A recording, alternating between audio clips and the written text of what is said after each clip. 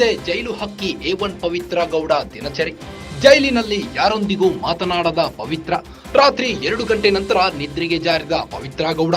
ರಾತ್ರಿ ಊಟ ಬೇಡ ಅಂತ ಹೇಳಿದ ಪವಿತ್ರ ಗೌಡ. ಮಜ್ಜಿಗೆ ಮಾತ್ರ ಸಾಕು ಅಂತ ಹೇಳಿ ಸೇವಿಸಿದ ಪವಿತ್ರ.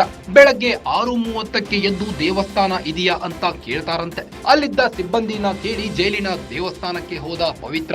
ಇಲ್ಲಿ ಮನೆಯಿಂದ ಬಟ್ಟೆ ತರಿಸಿಕೊಳ್ಬಹುದಾ ಅಂತ ಪ್ರಶ್ನೆ ಹಾಕಿದ್ದಾರೆ. ಪವಿತ್ರ ಬೇಡಿಕೆಗಳಿಗೆಲ್ಲ ಆಗಲ್ಲ ಎಂದ ಜೈಲಾಧಿಕಾರಿಗಳು. ಈ ವೇಳೆ ಪವಿತ್ರ ಗೌಡ ಭೇಟಿಗೆ ಆಗಮಿಸಿದ್ದ ಪೋಷಕರು. ಪವಿತ್ರ ತಂದೆ, ತಾಯಿ, ತಮ್ಮ ಮತ್ತು ಚಿಕ್ಕಮ್ಮ ಭೇಟಿಗೆ ಆಗಮಿಸಿದ್ರು.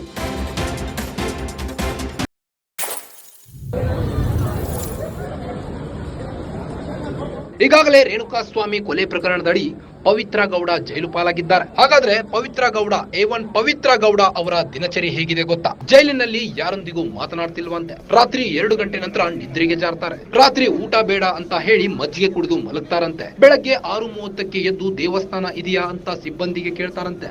ಸಿಬ್ಬಂದಿನ ಕೇಳಿ ಜೈಲಿನ ದೇವಸ್ಥಾನಕ್ಕೆ ಹೋಗಿದ್ದಾರೆ. ಇಲ್ಲಿ ಮನೆಯಿಂದ ಬಟ್ಟೆ ತರಿಸಿಕೊಳ್ಬಹುದಾ ಅಂತ ಪ್ರಶ್ನೆ ಹಾಕಿದ್ದಾರೆ. ಪವಿತ್ರಾಳ ಈ ಬೇಡಿಕೆಗೆಲ್ಲ ಆಗಲ್ಲ ಎಂದ ಜೈಲಾಧಿಕಾರಿಗಳು. ಪವಿತ್ರ ಗೌಡ ಭೇಟಿಗೆ ಆಗಮಿಸಿದ ಪೋಷಕರು.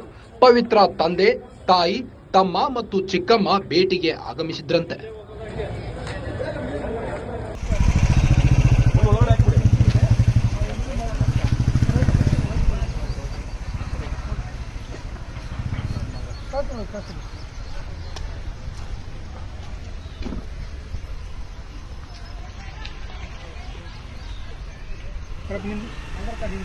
ಎಲ್ಲಿ ಹೋಗ್ತಿರೋದು?